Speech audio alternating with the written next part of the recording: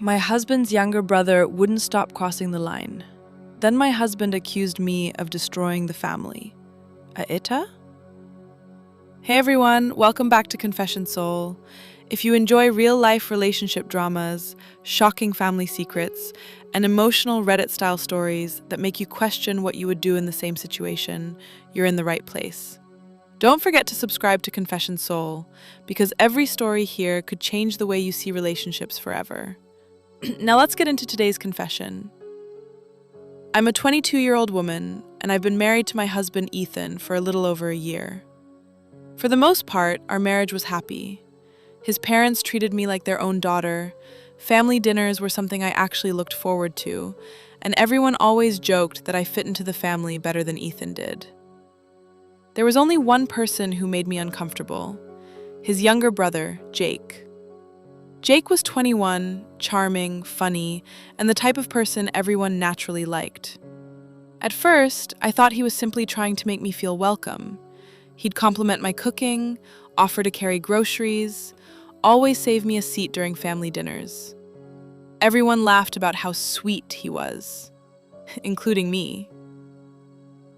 But after a few months, the compliments became personal.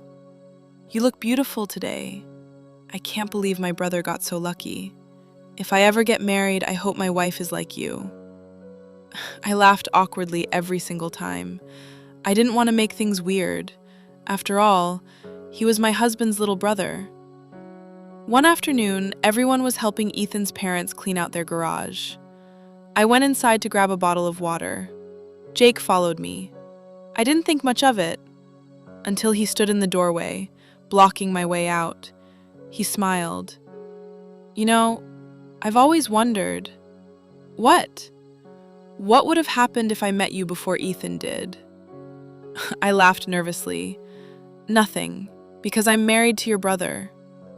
He looked me directly in the eyes. "I think you married the wrong one." For a second, I couldn't even process what I'd just heard. I immediately walked past him without saying another word. That night, I didn't tell my husband. Maybe I should have, but I convinced myself Jake was just being immature. I hoped it would never happen again. I was wrong. A week later, we were all celebrating Ethan's mother's birthday. Everyone was outside in the backyard except me. I went inside to grab another tray of food. Jake walked in behind me. Again. He stood far too close. "You smell amazing." I stepped away immediately. "Jake, stop." Instead of apologizing, he smiled. "I'm serious. You deserve someone who notices you." I felt sick. I firmly told him, "This conversation is over." Then I walked outside. The rest of the evening, I avoided him completely. I kept asking myself, should I tell Ethan? Or would it destroy their relationship forever? I honestly didn't know, but deep down, I had a terrible feeling. This wasn't going to be the last time. For the next few weeks, I did everything I could to avoid Jake. If he was coming over, I'd suddenly remember I had errands to run. If the family sat together, I'd make sure someone was always sitting between us. If he tried to start a conversation, I'd answer with one-word replies before walking away. I hoped he'd eventually understand that I wanted absolutely nothing to do with him. Instead, his behavior became even bolder. One Saturday afternoon, Ethan asked me to drop off some paperwork at his parents' house while everyone else was out shopping. "They won't be home," he said. "Just leave it on the kitchen counter." Simple enough. I unlocked the front door with the spare key his parents had given us. The house was completely quiet. I placed the envelope on the counter and turned to leave. Then I heard a voice behind me. "I was hoping you'd come." My heart dropped. Jake. He had apparently come home early from the gym. I forced a polite smile. "I was just leaving." He stepped closer. "You always leave." "I wonder why." I didn't answer. I tried walking toward the front door. He moved in front of me, not grabbing me, but standing where I'd have to walk around him. "Jake," I said firmly, "please move." Instead, he looked straight at me and quietly said, "I think about you every day." I felt frozen. I know this is wrong, but I can't stop. I finally walked around him and headed for the door. As I reached it, he said something that made my stomach turn. "If you ever change your mind, I'll be waiting." I drove home shaking. For the first time, I wasn't just uncomfortable, I was scared. That evening, Ethan immediately noticed something was wrong. "You've been quiet all day." I looked at him and realized I couldn't keep this secret anymore. "I need to tell you something about Jake." He frowned. "What about him?" Taking a deep breath, I told him everything. The compliments, the comments, blocking the doorway, telling me I married the wrong brother. Everything. When I finished, the room went completely silent. I expected anger. I expected him to grab his keys and confront Jake. Instead, he sighed.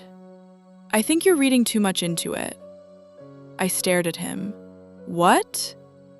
"Ethan, your brother literally told me he thinks about me every day." "He jokes like that." "No, he doesn't. He would never do something like that." I couldn't believe what I was hearing. "So you think I'm lying?" "I didn't say that. But maybe you're misunderstanding him." Those words hurt more than anything Jake had ever said, because they came from my husband. I started crying. "I've been avoiding your brother for weeks because I didn't want to destroy your family, and now you're acting like I'm the problem?" Ethan rubbed his forehead. "You know Jake has always been friendly. I think you're making this into something bigger than it is." That night, I slept in the guest room. Not because I was angry, because I felt completely alone. The next morning, my phone buzzed. It was a text from Jake. "I guess you finally told him." A second message appeared. "He didn't believe you, did he?" Then another. "I told you, nobody would." As I stared at the screen, I realized this wasn't just inappropriate behavior anymore. Someone who could confidently predict my husband wouldn't believe me had likely been manipulating the situation for much longer than I realized. I suddenly had one terrifying question in my mind. How did he know exactly what my husband would say? I stared at Jake's messages for several minutes. My hands were shaking. I wanted to reply. I wanted to tell him to leave me alone forever. Instead, I took screenshots. For the first time since this nightmare began, I realized I needed evidence. Not because I wanted revenge, because no one seemed willing to believe me. Later that evening, Ethan came home from work. He acted as if nothing had happened. "I talked to Jake today," he said. My stomach tightened. "And?" "He said you misunderstood everything." I looked at him in disbelief.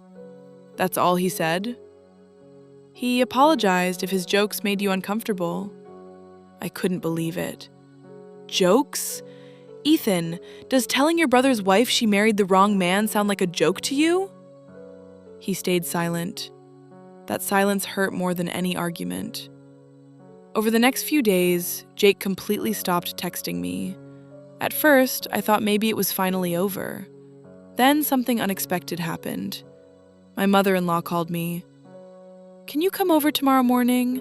I need your help organizing old family photo albums." I almost said no, but I loved her. She had always treated me kindly.